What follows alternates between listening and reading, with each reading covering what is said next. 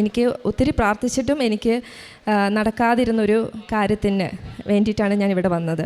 എൻ്റെ ബ്രദറിൻ്റെ കല്യാണം ഞങ്ങൾ ആഗ്രഹിച്ച സമയത്ത് നടക്കാതെ, അതായത് ഞങ്ങൾ കല്യാണം ആലോചിച്ച് തുടങ്ങി ഒരു 2 വർഷമായിട്ടും കല്യാണങ്ങളൊന്നും നല്ല ഒരു ആലോചന പോലും വരുന്നില്ല. വന്നാൽ ആങ്ങളേക്ക് ഇഷ്ടപ്പെടുന്നവരിന് നടക്കുന്നില്ല.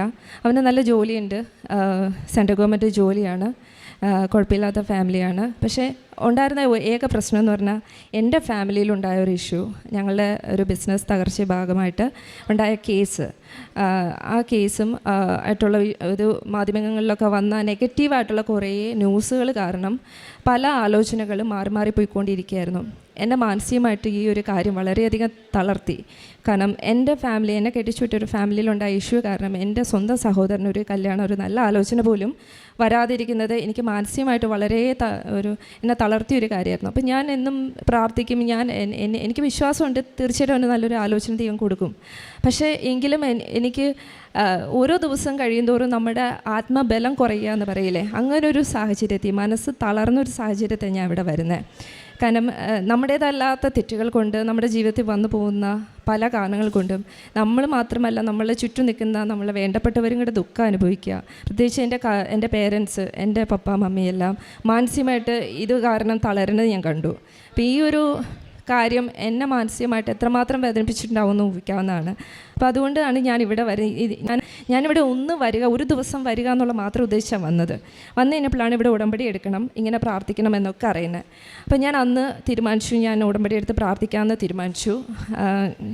രാവിലെയുള്ള പ്രാർത്ഥന, വൈകിട്ടുള്ള പ്രാർത്ഥന. അപ്പം ഞാൻ അഭിനയിച്ചുകൊണ്ടിരിക്കുക. സീതാ കല്യാണം എന്ന് പറഞ്ഞ സീരിയൽ, ഇവിടെയുള്ള പലരും എന്നെ കണ്ടിട്ടുണ്ടാവും, സീരിയൽ വഴി കണ്ടിട്ടുണ്ടാവും, പലരും എന്നോട് സംസാരിക്കുകയും ചെയ്തു. അപ്പം ആ സീരിയൽ ഞാൻ അഭിനയിച്ചുകൊണ്ടിരിക്കുമ്പോഴാണ് ഞാൻ ഈ ഉടമ്പടി എടുക്കുന്നത്. അപ്പോൾ എനിക്ക് രാവിലെ തന്നെ ഷൂട്ടിന് പോകണം, വൈകിട്ട് ഞാൻ വരുമ്പോൾ തന്നെ 10 മണി കഴിയും. അപ്പം എൻ്റെ പ്രാർത്ഥന എന്ന് പറഞ്ഞാൽ എങ്ങനെ നടക്കുന്നുമില്ല എനിക്കറിയത്തില്ല. പക്ഷെ ഞാൻ പറ്റുന്ന പോലെ രാവിലെ എണീറ്റുള്ള പ്രാർത്ഥന മുടക്കിയില്ല, വൈകിട്ടുള്ള പ്രാർത്ഥന മുടക്കിയില്ല. വരുമ്പോൾ എപ്പോഴാണെന്ന് വെച്ചാൽ, അല്ലെങ്കിൽ അവിടെ ഷൂട്ട് ലേറ്റ് നൈറ്റാണ്, 2 o'clock വരെ പോകുമെങ്കിൽ ഞാൻ അവിടെ വെച്ച് എങ്കിലും അങ്ങനെ പ്രാർത്ഥിക്കുന്ന കാര്യം ഞാൻ നോക്കിക്കൊണ്ടിരുന്നു. ഇവിടെ നിന്ന് ആരോ പറഞ്ഞു കേട്ടു, നമ്മൾ കാര്യത്തിന് ആഗ്രഹിക്കുന്ന സമയം കൂടെ വെച്ച് പ്രാർത്ഥിക്കുക, ഇന്ന സമയത്തിനകത്ത് എനിക്ക് ആ കാര്യം സാധിച്ചു തരണം എന്നും കൂടെ വെച്ച് പ്രാർത്ഥിക്കാൻ പറഞ്ഞു. അത് കേട്ടിട്ടാണ് പോയത്. അപ്പം ഞാനൊരു സമയം വെച്ചു, സെപ്റ്റംബറിനകത്ത് എനിക്ക് എൻ്റെ ആങ്ങളുടെ കല്യാണം നടക്കണം. ഇത് വെച്ച് പ്രാർത്ഥിക്കുകയാണ്. പ്രാർത്ഥിക്കുന്ന സമയത്ത് എനിക്ക് അന്ന് വേറൊരു പ്രശ്നം കൂടെ നേരിട്ടു. എൻ്റെ അമ്മയ്ക്ക് ഒരു ഓപ്പറേഷന് വേണ്ടി വന്നു, ക്യാൻസർ ആയിരുന്നു അമ്മയ്ക്ക്. അപ്പം ആ സമയത്ത് ഞാൻ ലക്ഷോയിൽ വെച്ച ഓപ്പറേഷൻ. ഞാനപ്പം എൻ്റെ ഇവിടെ ഉള്ളൊരു വിശ്വാസത്തിൻ്റെ ബലത്തിലായിരിക്കാം, ഞാൻ ഓപ്പറേഷൻ നടക്കുമ്പോൾ എൻ്റെ ബ്രദറിനെ അമ്മയുടെ അടുത്താക്കിയിട്ട് ഞാൻ കാർ ഓടിച്ച് ആ സമയത്ത് ഞാൻ കരഞ്ഞുകൊണ്ടാണ് വരുന്നത്. ഇവിടെ വന്നിട്ട് ഞാൻ പൊട്ടി കരയായിരുന്നു. ഇവിടെ നിന്ന് കണ്ണീരോട് പ്രാർത്ഥിക്കായിരുന്നു എൻ്റെ അമ്മയുടെ ഓപ്പറേഷൻ ഭംഗിയായിട്ട് നടത്തുന്നേ, വലിയ പ്രശ്നങ്ങളില്ലാതെ റിസൾട്ട് വരുമ്പോൾ വലിയ പ്രശ്നങ്ങളില്ലാത്തൊരു സ്റ്റേജിലേക്ക് കൊണ്ടെത്തിക്കണേന്. പക്ഷേ ഓപ്പറേഷൻ കഴിഞ്ഞെല്ലാം ഭംഗിയായിട്ട് നടന്ന്, ഭംഗിയായിട്ട് ട്രീറ്റ്മെൻറ്റ് നടന്ന്, ഇതെല്ലാം കോവിഡ് സമയത്താണ് നടക്കുന്നത്. അപ്പോൾ എനിക്ക് സാധിച്ച കാര്യങ്ങൾ കോവിഡ് സമയത്ത് എൻ്റെ അമ്മയുടെ ഒപ്പം എനിക്ക് നിൽക്കാൻ പറ്റി. അമ്മയുടെ ഒപ്പം, കാരണം അപ്പം ഷൂട്ടിങ്ങില്ല, ഒന്നുമില്ല, 3 മാസം ഞാൻ അമ്മയുടെ കൂടെ നിന്ന് അമ്മയുടെ കൂടെ അമ്മേനെ കുറേ ശുശ്രൂഷിക്കാനും പറ്റി ആ സമയത്ത്.